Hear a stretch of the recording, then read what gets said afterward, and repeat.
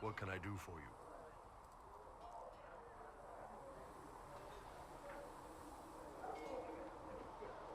I'd like to know more about your work with the Ben Hasrath. Ben Hasrath is actually a general term. You've got the secret police who investigate problems inside our territory. You've got the re-educators who take people with problems and fix their minds. Or make them disappear. And then you've got the spies. How do the re-educators work? Well, I only know the basics. Wasn't my area. That said, keep a man awake long enough. Ask the right questions, give the right potions, and you can get him to say anything. You don't need blood magic or demons to change someone's mind. We're a lot more fragile than we'd like to believe.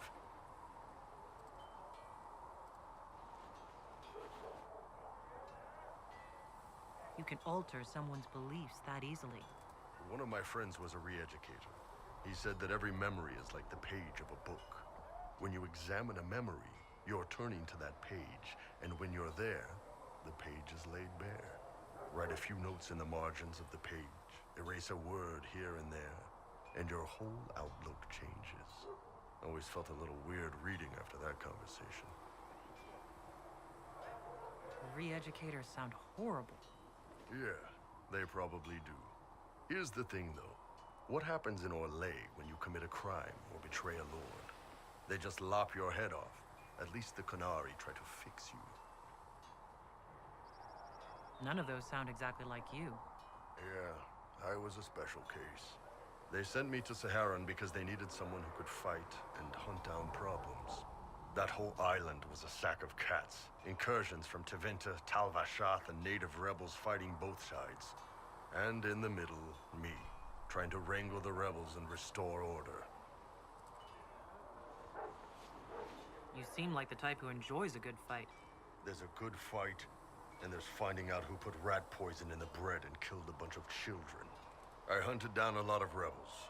Lost a lot of friends to the Vince, or the Fog Warriors, or the Tal Vashath.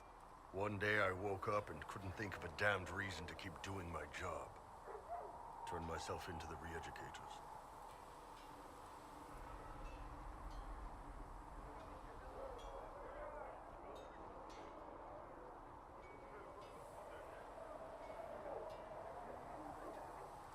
You'd heard what the re-educators did to their prisoners.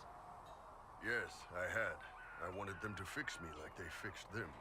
The Ben Hasrath ordered me to go to Orlais, ostensibly as a Tal Vashath, and work undercover. That's how I ended up here.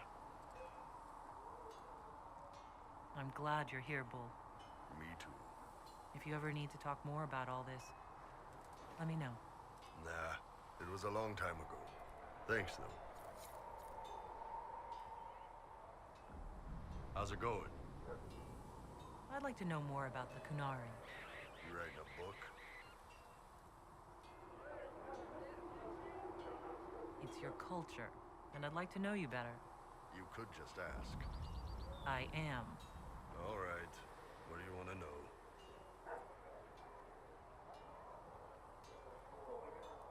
What's it like growing up under the Qun? The Tamasrans raise us in these units of kids all our own age. They're like teachers or chantry sisters. They also help figure out what jobs we should do. They had me pegged for military work early on. When they learned I could hit stuff and lie, they started training me for the Ben Hasrath.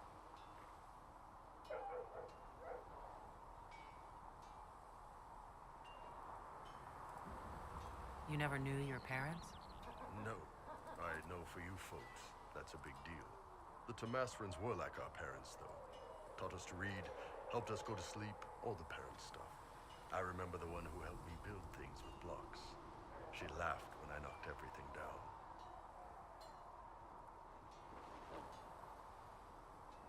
Do you ever think about what would happen if the Qunari conquered Orlais or Ferelden?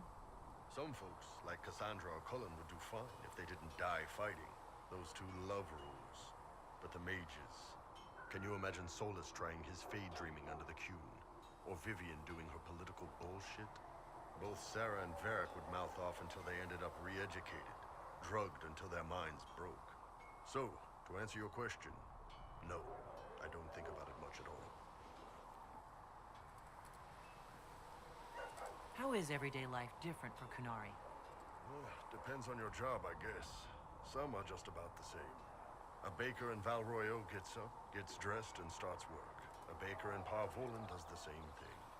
They don't care about the Empire or the Q.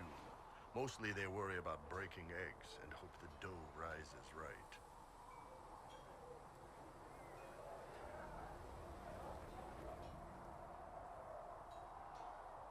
It can't be exactly the same. The Kunari have no personal freedoms. How many personal freedoms do you figure that baker in Valroyo has? Life isn't about freedom. The baker in Parvolan wonders if she'll be given enough eggs to do her work. Will they come on time? Will the kitchen workers get her bread while it's fresh, or will they come late and blame her 'cause it's stale? Same crap in Valroyo. People are just people. How do the Kunari rule themselves? It's pretty simple. We've got the matriarchy, the priesthood, and the military. The priesthood figures out how Kunari should live in theory. The matriarchy makes it work in practice. And the military keeps the Kunari safe from outside threats. Does it actually work like that? Is there much infighting? Not like you're thinking of. People disagree, yeah, but the priests are there to solve disagreements. Here in Olay, politicking comes from people putting their own gain ahead of the gains of society. If you do that among the Kunari, the Ben Hasrath set you straight, or kill you. I heard there's no marriage among the Kunari. Yeah, that's true. Kunari love our friends like anyone does, but we don't have sex with them. Kunari don't have sex? Oh, we definitely have sex. They're Tamasrans who pop your cork whenever you need it. Seriously? Yes. It's not a big deal like it is here. It's like, I don't know, going to see a healer. Sometimes it's this long, involved thing. It takes all day, leaves you walking funny. Other times you're in and out in 5 minutes. Thank you. See you next week.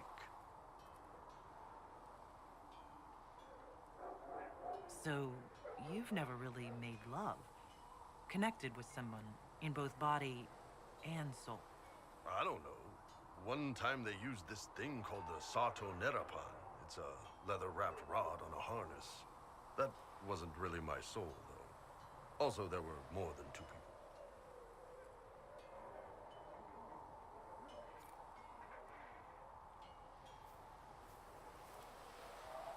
See ya.